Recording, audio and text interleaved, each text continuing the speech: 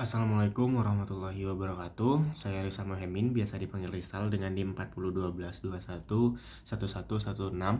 Di sini saya akan menyelesaikan tugas untuk mata kuliah penyelesaian sengketa internasional, yang dimana tugasnya itu membuat video untuk menjelaskan apa itu penyelesaian sengketa internasional dan mengapa perang digolongkan menjadi penyelesaian sengketa internasional. Nah, jadi teman-teman semuanya, penyelesaian sengketa internasional itu merujuk pada upaya untuk menyelesaikan perselisihan antar negara-negara yang melibatkan konflik. Nah, yang dimana konflik tersebut itu di tingkat internasional. Nah, penyelesaian sengketa ini dilakukan melalui berbagai metode tentunya, baik secara damai maupun dengan kekerasan, atau secara hukum dan juga secara diplomatik. Nah, meskipun penyelesaian secara damai lebih dianjurkan oleh hukum internasional, beberapa cara penyelesaian internasional yang umum itu meliputi: pertama itu negosiasi, yang kedua itu ada mediasi, kemudian yang ketiga ada arbitrase, kemudian dan yang keempat itu ada pengadilan internasional. Nah, yang dimana untuk penyelesaian sengketa internasional secara hukum itu melalui hukum dan juga lewat pengadilan kalau nggak salah. Sedangkan kalau untuk penyelesaian sengketa internasional secara diplomatik, nah itu secara yang saya bilang tadi, negosiasi, mediasi, dan juga konsiliasi. Nah, teman-teman semuanya, jadi apa sih itu negosiasi? Nah, negosiasi ini merupakan metode tradisional yang melibatkan diskusi antara pihak-pihak yang terlibat dalam konflik untuk mencapai kesepakatan secara sukarela. Nah, sedangkan untuk mediasi itu sendiri yakni merupakan pihak ketiga yang netral untuk membantu negara-negara yang berselisih, yang dimana untuk mencapai kesepakatan tanpa campur tangan dalam keputusan akhirnya. Nah, kemudian ada yang namanya arbitrase. Nah, arbitrase ini yakni sama halnya, yakni pihak ketiga, yang dimana pihak ketiga ini harus netral untuk memberikan keputusan yang mengikat bagi pihak-pihak yang berselisih. Namun, keputusan ini diambil setelah pihak-pihak tersebut mempresentasikan argumennya. Nah, yang selanjutnya itu ada pengadilan internasional. Nah, pengadilan internasional ini itu merupakan penyelesaian sengketa melalui badan-badan hukum internasional seperti Mahkamah Internasional yang menghasilkan keputusan yang mengikat bagi negara-negara yang berselisih. Kemudian yang kelima, yakni adanya resolusi Dewan Keamanan PBB, yang dimana Dewan Keamanan PBB ini memiliki wewenang untuk mengambil langkah-langkah guna menyelesaikan sengketa internasional dan menjaga perdamaian dan keamanan dunia. Nah, penyelesaian sengketa internasional pula secara umum itu harus dilakukan sesuai dengan prinsip-prinsip hukum internasional dan piagam PBB yang mendorong penyelesaian damai atas konflik internasional. Nah, lalu teman-teman, mengapa sih perang itu digolongkan sebagai penyelesaian sengketa internasional? Nah, jadi perang itu digolongkan sebagai salah satu bentuk penyelesaian sengketa internasional ini karena dalam sejarah perang pernah digunakan sebagai cara untuk menyelesaikan konflik antara negara-negara sebelum adanya norma yang melarang penggunaan kekerasan dalam menyelesaikan perselisihan internasional. Nah, perang itu dianggap sebagai sarana yang sah untuk menyelesaikan perselisihan dan penegakkan kepentingan negara.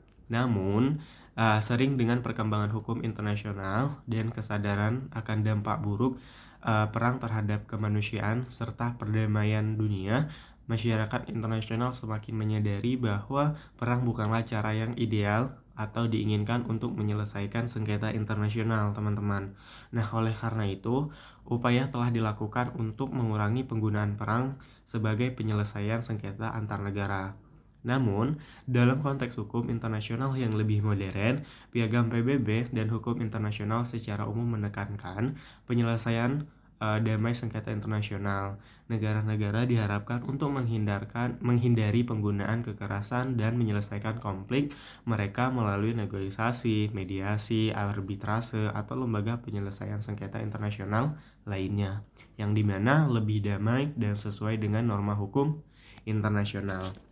Nah, namun saat ini perang tidak lagi dianggap sebagai cara yang sah atau diinginkan untuk menyelesaikan sengketa internasional, dan masyarakat itu atau masyarakat internasional lebih cenderung kepada penyelesaian damai guna mencegah kerugian besar yang dimana itu mengakibatkan kerugian besar diakibatkan oleh konflik berskala besar seperti perang. Nah, mengapa sih perang itu sekarang ini dilarang? Ya karena itu tadi, karena banyak istilahnya tindakan kekerasan yang dimana kaitannya dengan hak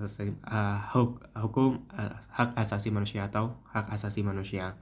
Nah, untuk sejarah hukum perang itu sendiri, awalnya istilah hukum perang itu digunakan untuk menyatakan suatu aturan-aturan tentang perang antar negara, teman-teman. Tetapi karena trauma Perang Dunia II menelan banyaknya korban di kalangan penduduk sipil, nah maka dilakukanlah upaya untuk menghindari atau menghindarkan dan bahkan meniadakan perang tersebut dengan harapan agar dampak perperangan yang mengerikan tidak terjadi lagi. Nah, kemudian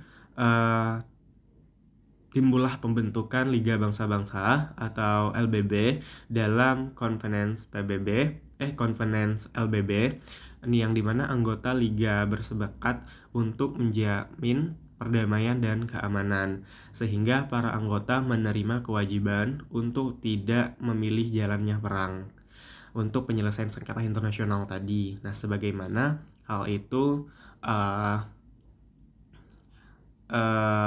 untuk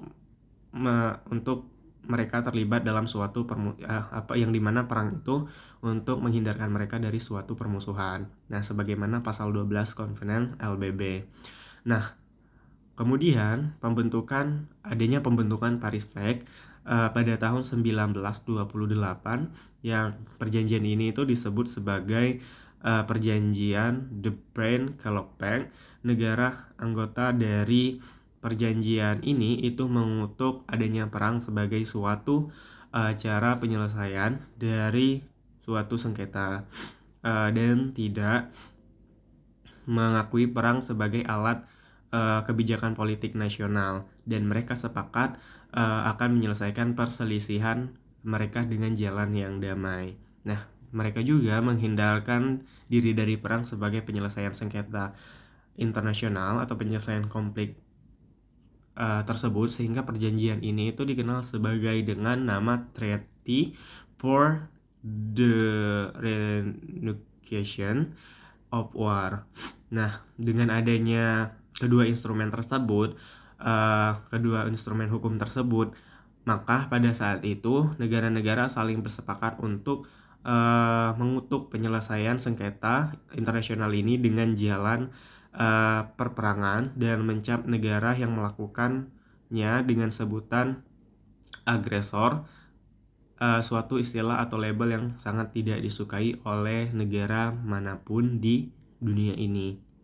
Nah, walaupun upaya-upaya untuk menghindari penggunaan perang sebagai cara penyelesaian sengketa internasional sudah dilakukan, namun perperangan tetap saja terjadi di berbagai belahan dunia, hanya saja dengan penyebutan yang berbeda waktu itu, seperti insiden yang terkenal antara lain adalah insiden contohnya insiden Manchuria antara Cina dan Jepang tahun 1932. Kemudian invasi, operasi militer, sengketa bersenjata, kemudian aksi polisionil, dan sebagainya. Tetapi terjadi perang namun dengan baju yang berbeda, dengan mengganti istilah perang. Hal ini dilakukan karena negara-negara yang melakukan tidak ingin dicap sebagai agresor.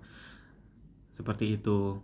Makanya dulu itu perang dianggap sebagai salah satu bentuk penyelesaian dari sengketa internasional, ya karena dengan cara itulah mereka, bisa merebut hak-haknya atau bisa, melakukan secara perdamaian. Tetapi dengan adanya perang ini, eee, justru malah, menimbulkan kericuan atau banyaknya korban yang ditimbulkan. Maka dengan adanya perang ini, tidak terjaminnya hak asasi manusia tersebut. Maka dengan begitu perang jarang atau sudah tidak lagi digunakan oleh penyelesaian sengketa internasional untuk menyelesaikan masalah tersebut, tetapi dengan cara yang saya bilang tadi, dengan hukum dan juga diplomatik. Secara hukum dan juga pengadilan internasional, kemudian secara, diplomatik itu secara negosiasi, kemudian konsiliasi dan negosiasi. Mungkin hanya itu saja yang bisa saya sampaikan. Assalamualaikum warahmatullahi wabarakatuh.